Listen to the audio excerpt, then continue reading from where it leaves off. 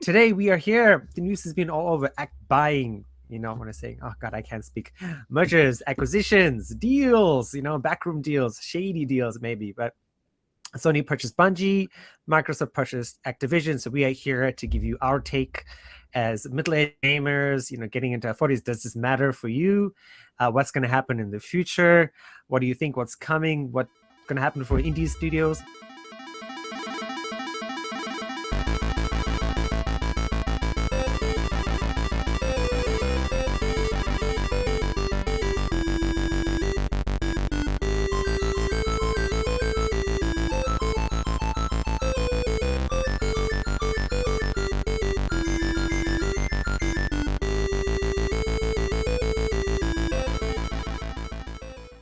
What do you think, Adam? Consolidation? I'm a bit of a tinfoil hat person. Um, so if we remember, what was it last year or the year before? Microsoft tried to up the price of Game Pass Gold to what $20 US or something like that, and there was a huge backlash with the community, and they rolled it back, right? Mm-hmm. With consolidation, if you don't have too many choices, what incentive do they have to roll it back if there's not that much competition, right? You pay it or you don't have it. You don't have too much of a choice. And and that worries me is that decision moving forward. Um, like right now, Game Pass is a good deal, right? And but that like we saw with Outriders, and they said like we didn't make as much money as we would have if we had just released the game the way it should have been. The money is not there in the subscription model itself. So everything's going to be moving toward, they have to make the money somehow. And it seems that microtransactions are going to be the way to do that. And that's not inherently a problem. Uh, I have no problem with a game that releases and the only only microtransactions you have are purely cosmetic. Something like Fortnite. I think that's a good model. A lot of people don't like it, but I think that's perfectly fine because, anybody can play it and then nobody has an advantage. It's just, I want my special character. Um, so I'm perfectly fine with that. I think that's a perfectly fine model. But what does worry me is when this becomes the norm. For instance, we've seen it with Netflix where these models are built on growth. They're built on, we have to make more money every year, right? And this is part of the reason why Sony upped the prices of games from $60 to $70 because, due to inflation or whatever, game prices haven't gone up. So they have to, make them bigger to offset the costs, and microtransactions and DLC was another method for doing that. But I worry that we're going to have kind of the Netflix Disney Plus situation where when Netflix first came out, it was great. We had Netflix. I saved a lot on cable. And then we had HBO Go, and that was great because we saved, it was still less than we were paying for cable. Now we personally have Xbox, we have Netflix, we have HBO Go, we have Disney Plus, and we have Amazon. And all four of them together, I'm not sure that's cheaper than what we were paying for cable. I think we're actually spending more than we used to. And with the new Sony Spartacus thing coming out, and Sony Spartacus, from what I've heard, it actually is not a direct competitor with Game Pass. It's from what I've heard, it's actually closer to what was the Nintendo thing that they did? Was it Nintendo Live or Yeah, Nintendo Live. Nintendo Live?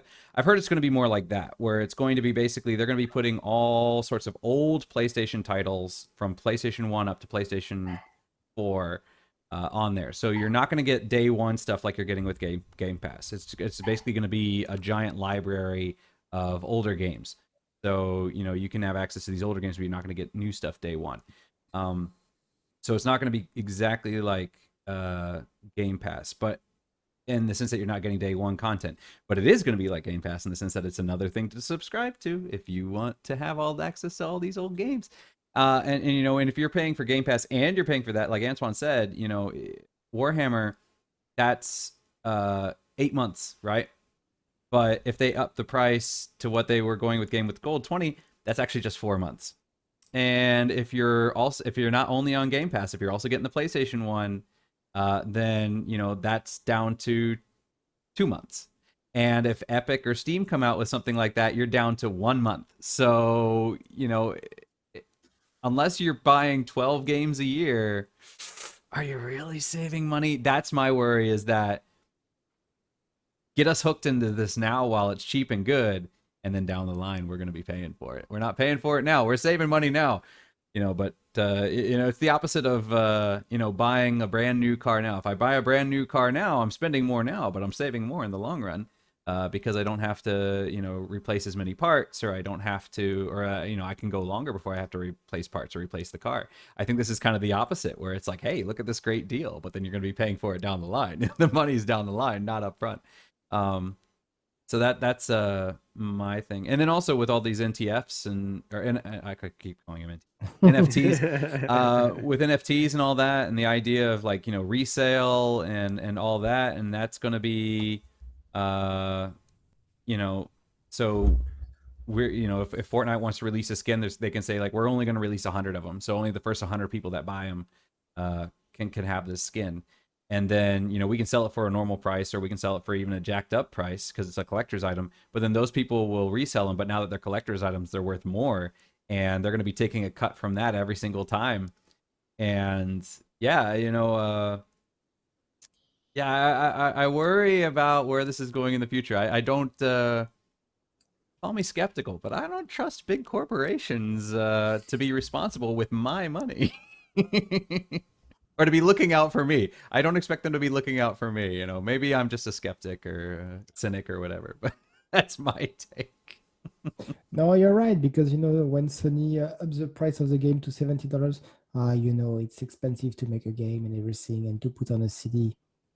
Yeah, but you're selling it digitally. There's no CD anymore. Yeah, there's no Your CDs PlayStation anymore. don't even your cheap PlayStation don't even have a CD slot in.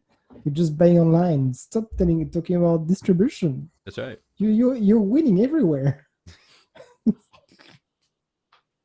So yeah, That's true. I'm a bit cynical.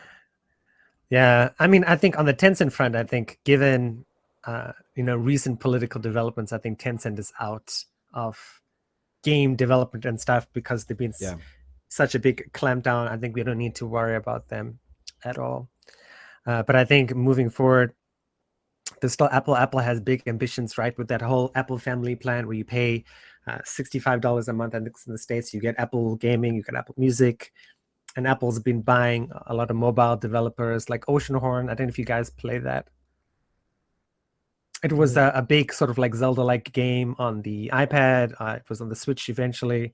They bought those guys. They bought a bunch of other game people. But yeah, Apple Gaming is a thing apparently for people who have iPads and MacBooks and stuff. And Steam, of course, we know Steam is never going to go back into gaming full swing.